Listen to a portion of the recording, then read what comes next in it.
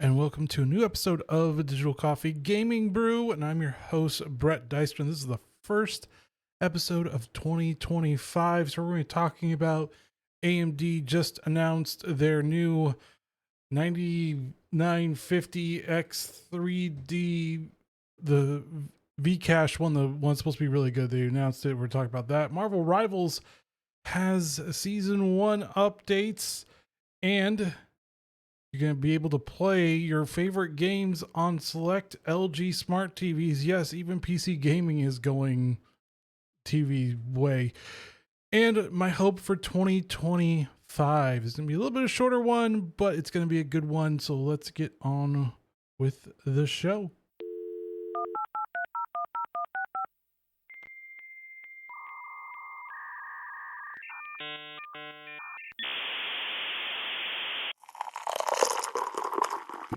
That's good.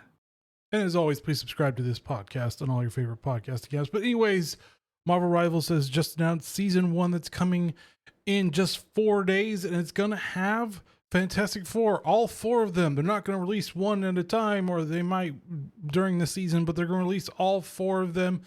That is The Thing, that is Johnny Storm, that is Mr. Fantastic, that's Invisible Woman. So we're going to have all that coming for us. And we're going to stop Morbius from doing his terrible, dastardly things in the newest one. But you got 4 days for season 1 to come out, because we're at season 0 right now. It should be interesting to see what's going to happen. And to be honest with you, I think Marvel Rivals is probably going to be one of the best games of 2025. And that also includes Delta Force in there as well. I also think Kingdom Come Deliverance 2 is going to be a great game for 2025. We've got 2 Points, the museum game. They've done a bunch of different ones. So 2 Points Museum, they did 2 Points University and 2 Points Hospital, and they're just continuing with that. We have Monster Hunter Wilds as well. It's going to come out. It's going to be really good. I'm a little shaky on Civilization, the newest one. Not too sure about that one. We got Final Fantasy VII Rebirth for the PC, which will be fun to play with. But that's really about it right now. And those are coming in January and February. So look out for those. Like I said, I'm still iffy on Civilization, but I am very confident about Kingdom Come Deliverance 2 and 2 Points Museum as well. It should be a fun little thing. The other ones I'm looking forward to is going to be Doom Dark Ages, and that's really about it right now. Yeah, slim pickings for 2025 so far, but we also have Arma Reforger having a huge resurgence as well, so we should be interesting. But back to my thing, I think what NetEase is doing in Marvel Rivals is genius. They're really taking away a lot of momentum from Overwatch over here to Marvel Rivals, and rightfully so, because they've done a lot of things really well. But we'll see how well this continues and how well this will actually maintain as well. We still have Delta Force as well, and they're supposed to be coming out with their single player this year. Not really sure when. That should be an interesting thing to check out as well. All right, moving on to CES, and AMD just revealed their new processor, but they have not revealed any of their graphics cards, of course. So they just revealed the 9950X3D, and this is supposed to be the best for gaming and the best for content creation. It has a max boost frequency of 5.7 hertz, has 16 Zen 5 CPU cores, and 144 megabytes of total cache with second gen AMD V-Cache technology. Basically what it's saying is that it's supposed to be better than this 7950X3D, and it's supposed to be better than the Intel one as well. It's supposed to have, basically, they said it's supposed to be a 20% boost over the 7950X, and it's supposed to be about a 10% boost from the AMD chip to 285K. Also, for content creation, it's supposed to have a huge boost in about, I would say about Probably around 10%. They seem to be like 10% is like the marker for them. It's 10% this, 10% that, but it's supposed to be a really good indicator of the best of both worlds. Now, until we actually get this in the hands of reviewers, we really don't know. And you always have to be careful about what the company says about their own stuff, because let's be honest with you, it's not always going to be exactly that. It could be, but a lot of times it's probably more like a 5% boost. And in certain cases, it could be even lower, or it could actually be higher to a 15-20% boost. We will actually have to see. But if you have the latest motherboards, you can just get the CPU and not worry about getting another motherboard if you want to spend the money for it, because I'm pretty sure it's going to be around $500, maybe more dollars for the CPU itself, because this is the top end of the Ryzen processor you can get. Now, they did have more to talk about, but I was not interested at all because it had nothing to do with it. It was just basically their AI CPUs that really don't really matter too much. They did talk a little bit about the future of FSR and FSR4 and machine learning and all the other fun stuff, but they didn't really have much. It was just a very big promotional thing about how Microsoft was so excited to be working with them and blah, blah, blah, blah. And it's okay. Yeah.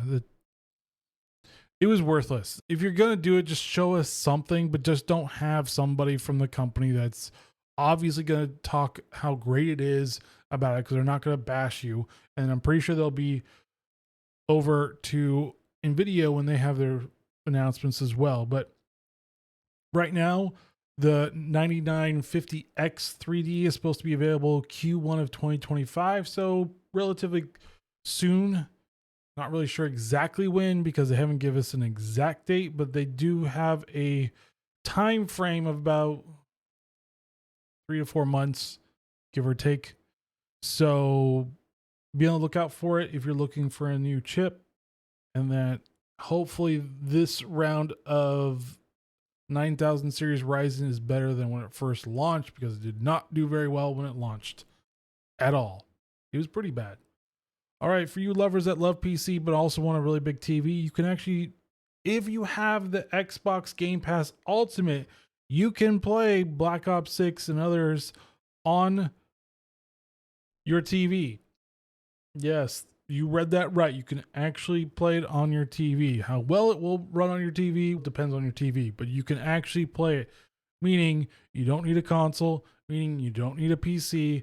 You have it all on your TV, which probably more is the future of casual console and PC games than anything else.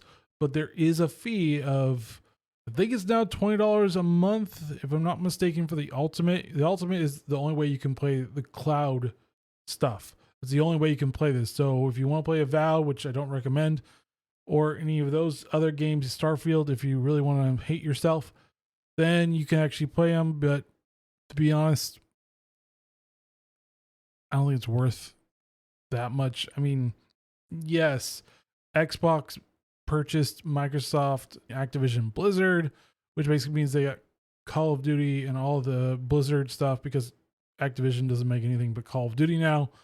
So you have Overwatch 2, which no one really, very few people play, or not as many people played and are over on Marvel Rivals. You have World of Warcraft, you have Diablo 4, you have all the other remastered classics like Diablo 2 remastered. I wish they would do Diablo 1 remastered. That would actually be fun. You also have Diablo 3. You have Warcraft 1 and 2 remastered. You have Warcraft Reforged, Warcraft 3 Reforged as well. So you have a lot of the remastered stuff. You also have StarCraft 1 and 2. StarCraft 1 was remastered a few years ago. So you have a lot of remasters and not very many new games from Blizzard right now. And you also have World of Warcraft, which I don't know if it's part of that yet, but you do have that. You also have Sea of Thieves, which is actually a pretty good game. You can play Jones if you really want to. You have the Flight Simulator 2024, which has been off to a rough start, but you have options if you want to purchase that. It is pricey, so you do not have the budget, I recommend you don't do it. All right, since this is the first episode 2025, I want to look for be hopeful. Like, what am I hopeful for 2025? I'm hopeful for better games that are written better than we've gotten from the cream of the crop. I'm talking and this has been written a lot. This year will be the make or break of a lot of AAA publishers and titles because people have been not as willing to play the AAA titles, especially last year. I think Steam said it was about like 15%. It wasn't even above 20% of players played new AAA games, which is a problem for publishers because if you're not buying the games, they're not getting any money. And this is why Assassin's Creed was postponed once again to this year, February 14th. If you want to play that game, I certainly will wait until the bargain bin. But if you are for that, then by all means, have at it. But what I'm hopeful for is that developers have finally gotten it. Helldivers 2 COO, the creative director, gets it and says that DEI is not a good thing. It doesn't make games fun. And I'm like, thank you. This is why they're successful. And this is why Concord failed after 2 weeks or 14 days or whatever. Very short time, the very short-lived game. And this is why. If you're not going to put fun, great design, and great storytelling above whatever political philosophy you have right now, it's not going to work. The reason why I enjoy playing Kingdom Come Deliverance because it was a fun game that was historical and was true, and they didn't try to shoehorn the politically correct things to it because that's the cool thing to do, which really isn't, because gamers just have said resoundingly no not to do it. So I'm really hopeful that publishers and developers have learned from Stalker 2, have learned from Kingdom Come Deliverance 2, which is coming out next month, has learned from Marvel Rivals, has learned from Delta Force. All these games have done really well. Why? Because they prioritized fun gameplay loops and fun design over political ideologies. If you do that, you'll win. Gamers like it when you make fun games for them and you're not bashing them over the head how terrible they are as a white male or anything else, or that you're straight or whatever. We will support you. But if you continue to do this path of, I'm going to lecture you because you're a terrible person because of the race or gender you were born, then we're going to have a problem. It doesn't matter. It shouldn't matter. But apparently it has to matter to them because they need to make themselves feel better. But it makes no sense because, again, and I've always said this, and I will say this time and time again, your target audience is males. Majority of it is going to be males. So cater to the male audience and you will do well. This is why I'm excited for Doom the Dark Ages, because it still caters to that male audience and that masculinity. If you want to call it toxic, then that's your choice. You're still stupid, but it caters to that. It's why a lot of these old games we like so much, and we'll go back to playing the old games if the new ones don't do very well. I'm very skeptical of Witcher 4. I don't think it's going to do as well.